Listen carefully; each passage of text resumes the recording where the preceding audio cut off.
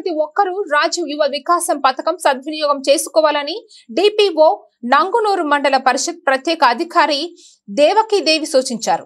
ఈ మేరకు సిద్దిపేట జిల్లా నంగునూరు మండల ప్రజా పరిషత్ కార్యాలయంలో ప్రజా పాలన హెల్ప్ డెస్క్ ను దేవకీదేవి పరిశీలించారు.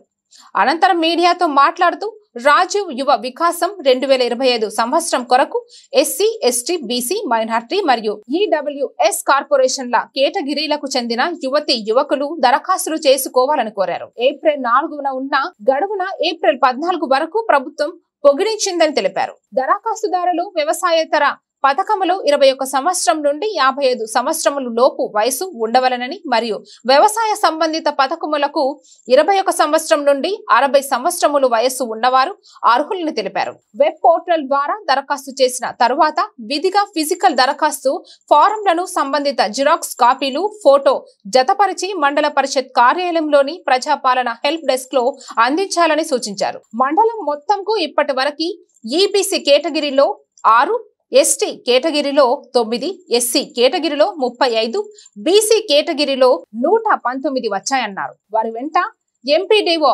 లక్ష్మప్ప, ఎంపీఓ సత్యనారాయణ పలువురు ఉన్నారు.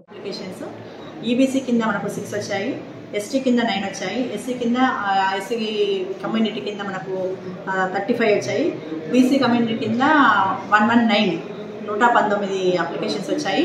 ఇంకా ఆన్లైన్లో అప్లై చేసుకున్న వాళ్ళందరినీ కూడా రావాలని పంచాయత్ సెక్రటరీ ద్వారా మేము విస్తృతమైన ప్రచారం చేస్తున్నాము. గ్రామాల్లో రేపు అన్ని గ్రామాల్లో రేపు గ్రామ స్థాయిలో మీటింగ్స్ పెట్టేసుకొని అర్హులైన యువతకు ఒకసారి వాళ్ళకి అవేర్నెస్ ఇచ్చేసేసి ఎక్కువ మొత్తంలో అందరూ అప్లై చేసుకునే విధంగా మేము ప్రోత్సహిస్తున్నాము. ఆన్లైన్లో అప్లై చేసుకున్న వాళ్ళందరూ కూడా విధిగా మన మండల పరిషత్ నగునూరుకు వచ్చేసేసి కార్యాలయంలో అట్టి అప్లికేషన్లను ఫిజికల్ ఫామ్స్ని ఇవ్వాల్సిందిగా కోరుచున్నాము.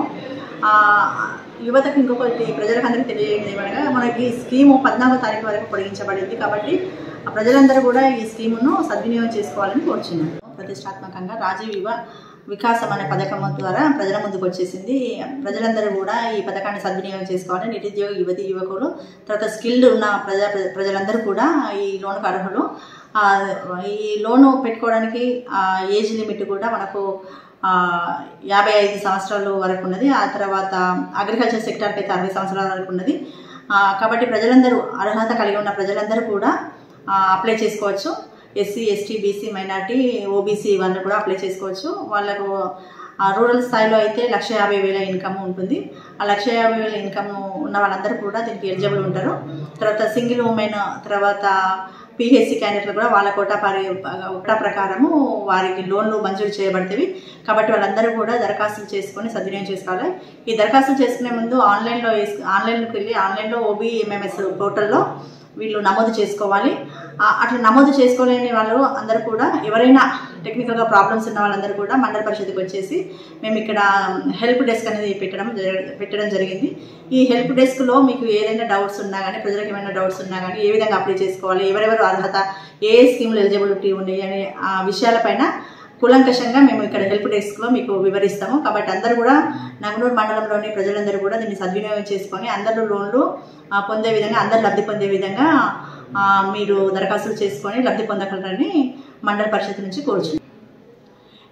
అప్లై చేసుకున్న ఓబీఎంఎంఎస్లో అప్లై చేసుకున్న వాళ్ళు లేదా అప్లై చేసుకునే వాళ్ళు కూడా అందరూ కూడా ఫిజికల్ ఫామ్స్ అనేటివి మండల పరిషత్లో హెల్ప్ డెస్క్లో ఇవ్వాలి. వీరికి ప్రజాపాలన సేవా కేంద్రం అనే దగ్గర మేము హెల్ప్ డెస్క్ అనేది ఏర్పాటు చేయడం జరిగింది.